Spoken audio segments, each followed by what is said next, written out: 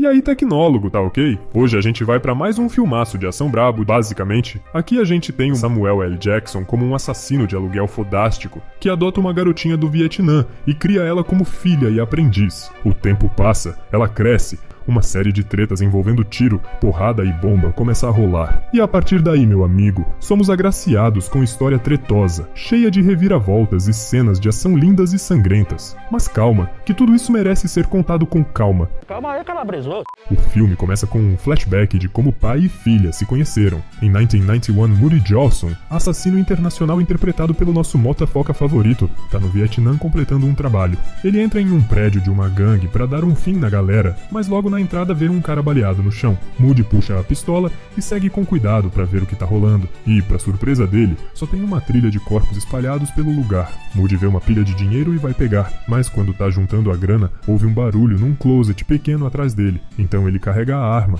e vai lá ver o que é. Mas pra surpresa do cara, é uma menininha escondida, que aponta uma arma pra ele e atira, mas a arma tá sem balas. Então Moody pega o trabuco, coloca balas de novo e devolve pra ela. Aí os dois criam uma ligação nesse momento e vazam dali. 30 anos se passam, e aí a gente vê que o cara adotou a menininha como aprendiz dele e deu pra ela o nome de Ana. O filme volta pro presente mostrando o sequestro de um cara que é filho de um figurão da máfia. Os sequestradores exigem 3 milhões pela cabeça dele, e o pai aceita dar essa grana. Então no dia e lugar combinado, a galera da máfia chega pra pegar o cara. Uma van azul estaciona, com a Ana adulta dirigindo. Os capangas do pai do cara vão olhar no porta-malas do carro, mas não acham ele, então levam ela como refém. Quando chegam com ela na mansão do pai do cara, ele tá putaço, dizendo pra ela pegar o dinheiro e vazar, mas assim que sair vai ser caçada e morta. Só que a Ana diz que não foi lá pela grana, e mais do que depressa puxa uma faca, dá uma lambida no pescoço do cara e começa a matar os capangas dele. Quando Ana tá saindo de lá, os guardas vão atrás delas com armas e rifles, mas são abatidos por um sniper. Moody tá ali à distância fazendo a limpa pra filhota, que pega um carro e vaza. Depois ele aparece com o filho do mafioso amordaçado e amarrado, e larga o cara em uma área perto da mansão do pai dele. Depois ele liga pra alguém e diz que o trabalho tá feito. Ah, só mais um dia normal de trampo. No dia seguinte, a Ana trabalha de fachada em uma livraria antiga, já que o verdadeiro ganha-pão dela é mandar uma galera pra terra do pé junto. Aí depois de passar o dia lá, Ana vai pra casa, faz uns cupcakes e vai até a casa do pai dela pra dar parabéns pra ele. Moody não tá muito na vibe de comemorar o aniversário, mas ganha uma guitarra da hora da filha e fica felizão. Aproveitando o momento fofinho de pai e filha, Moody aproveita pra estragar tudo falando de trabalho, hahaha.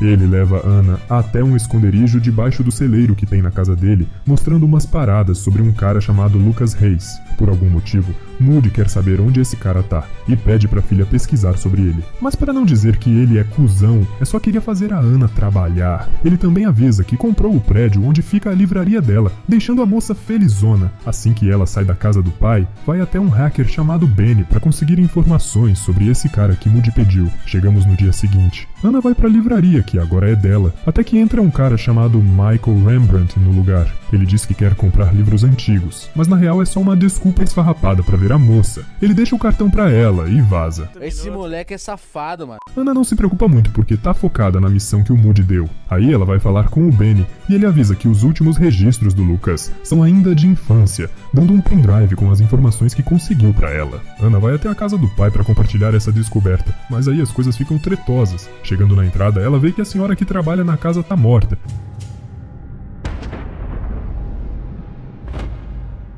E já entra boladona no lugar puxando a arma e corre pra achar o pai dela, até ver o cadáver dele na banheira com um tiro de 12 na cara. Calculando o que vai sobrar pro Benny, ela tenta falar com ele pra se proteger até que ela chegue, mas não consegue contato e já se liga que dá merda. Chegando no esconderijo do cara, ela acha o corpo dele dentro de um vaporizador. O cara virou churrasquinho. Agora a Ana não tem muita escolha a não ser dar um confere nas informações que o Benny entregou pra ela sobre o Lucas. Pra isso ela vai até a livraria, mas antes de conseguir fazer qualquer coisa, começa a tomar pipoco de uma galera armada, que metralham o lugar. Só que ela consegue despachar alguns caras e fugir do lugar antes que a polícia chegue. Salve, salve. Como a Ana ainda precisa ver o conteúdo do pendrive que o Benny deu pra ela, ela vai até um café com internet pra ver o que tem lá dentro. Ela descobre que Lucas é filho de um cara chamado Edward Reis, um cara ricaço que vendia armas químicas no Vietnã e foi morto pelo Moody. Ela deduz que pode ter informações sobre Lucas indo pro Vietnã e é pra lá que ela vai. E a primeira coisa que Ana faz é tretar com uma gangue de motociclistas, se atravessando no meio da galera e deixando todo mundo putaço. Só que o líder dos caras, chamado Billy Boy, reconhece ela como filha do Moody e então, pra trocar uma ideia com a Ana, ela fala que Moody morreu, deixando Billy meio maus. Mas o objetivo da Ana ao falar com o cara é outro. Ela quer a ajuda dele pra chegar num cara chamado Josino Vo, que era parceiro de negócios de Edward Hayes e hoje toca a sua empresa. Inclusive, Billy se pergunta se ele pode ter a ver com a morte do Moody e decide ajudar a Ana. Um dos membros da gangue dele é segurança na companhia do Josino Vo e por isso sabe como chegar nele. Então, uma noite ele tá sendo escoltado quando a gangue de Billy Boy cerca o carro com ele dentro e ajudam a Ana a entrar. Ela fala pra ele que quer saber sobre o passado de Edward Hayes na empresa dos dois e sobre o filho dele. O cara a aperta e marca um encontro pra falar com ela na presença do advogado dele pra falar o que ele sabe sobre Lucas Hayes. Ela vai até a empresa do cara e encontra ele e o seu advogado, um cara chamado Duque. Ana começa a questionar Josino Vo sobre Lucas, mas o advogado do cara levanta e dá um tiro na cabeça dele, impedindo que responda qualquer coisa. Como Vo adorava charutos, ela tinha levado uma caixa pro cara pra tentar falar com ele de boa. Depois de matar ele, Duque pega um dos charutos que era do chefe e começa a interrogar a Ana sobre a vida dela e o interesse no filho do Edwards. É forgado, viu? Ana é malandra e tinha escondido uma lâmina no meio dos charutos. Então ela pega a faca e ataca o rosto do cara, que fica ferido e putaço. Nessa hora, uma galera armada chega e ela sobe na ventilação no teto do lugar, mal escapando dos tiros de geral. Aí, numa manobra ninja, ela aciona as paradas de apagar incêndio com mangueirinhas presas no teto. Consegue descer e pegar Duque de refém. Usando o cara como escudo humano, ela evita que atirem e começa a fugir, matando uma galera pelo caminho.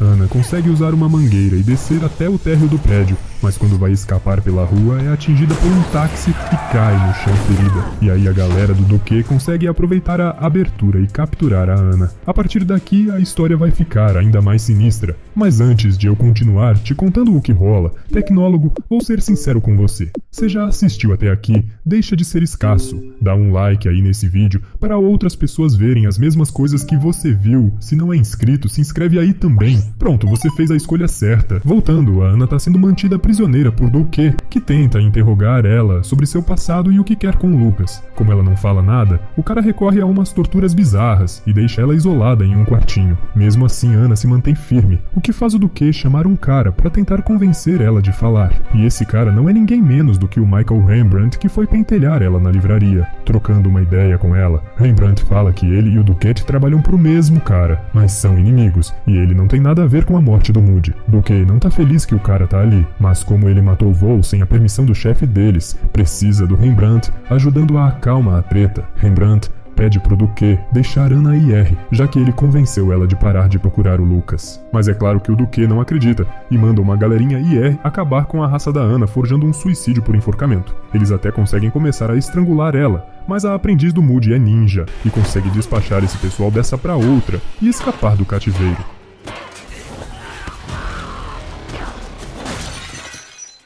Depois de fazer isso, Ana vai falar com o Billy Boy, que também tenta convencer ela de largar essa quest. Só que ela quer vingança pela morte do motafoca Moody e não vai desistir de localizar o Lucas. Então, mais uma vez com a ajuda de Billy Boy, Ana vai até um hospital católico no meio da selva do Vietnã, local com o último registro dele, ainda na infância. Chegando lá, ele descobre que o cara tá vivo e mora lá, com o nome de Christian. Só que encontrando ele, Ana vê que Lucas é surdo e cego e não consegue entender a relação do nome dele e do pai dele com tudo o que tá acontecendo. Saindo de lá, ela recebe uma ligação de Rembrandt dizendo que quer falar com ela pessoalmente. Eles se encontram num restaurante e o cara pede pra Ana parar de investigar o passado do Lucas e de Edward Hayes, pois ela vai acabar morta, mas ela responde que quer vingança pela morte do Moody e não vai parar. Rembrandt fica meio boladão e sai pouco depois de Ana do restaurante, só que na rua ele recebe uma ligação de Duque dizendo que localizou Ana, e antes de responder qualquer coisa ele é atacado por um dos capangas do cara. E aí a gente vê que ele também é um assassino treinado,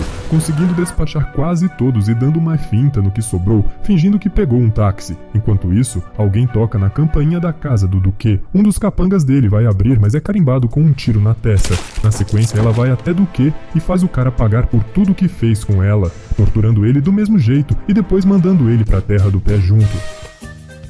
Rembrandt chega no apartamento dele pouco tempo depois e recebe uma ligação da Ana, que fez Duque confessar quem era o chefe deles. Assim que o cara desliga o telefone, já leva um tirambaço. Sim, a Ana tava falando com ele ali e chegou com sangue no olho pra mandar Rembrandt abraçar o capeta no inverno. Os dois travam uma luta frenética, que por um motivo aleatório deixa os dois com vontade de se amar e bom, é isso que acontece. Depois de cederem aos desejos carnais, a Ana tá saindo do apartamento do cara, quando começa a levar tiro de alguém. Mas antes de ser atingida, um homem de chapéu consegue matar o cara que tava atirando nela. E quem é essa pessoa? Brincadeira. E o Moody. Mas como assim o cara não morreu? Como assim? Você não morreu? Oh, na real não. Ele explica pra ela que quando foi atacado em casa, conseguiu matar toda a galera e forjar a própria morte. Por isso o coitado do cara na banheira tava com um tiro de 12 na cara. Agora os dois juntos vão falar com o Billy Bob, que descobriu que o chefe de Duque e Rembrandt vai fazer um banquete beneficente na mega mansão dele cheia de guardas, isolada em uma mini ilha particular. Pai e filha decidem que esse é o momento perfeito pra fazer uma visitinha pro cara, que a gente ainda não sabe quem é. No dia do banquete beneficente, a mansão tá lotada de gente e de seguranças, inclusive com a presença do Rembrandt. Enquanto isso, a Ana tá infiltrada no lugar disfarçada de garçonete. O figurão chega e começa a dar um discurso pra geral. Ana se aproxima pra atirar no cara, mas bem na hora Rembrandt consegue impedir ela, e isso causa um pânico em geral, fazendo os seguranças do dono da mansão levar ele pra um bunker. Enquanto isso, Ana abre uma ferida que teve lutando com Rembrandt no apartamento dele, deixando um rastro de sangue pela mansão que ele começa a seguir pra acabar com ela de vez. No bunker,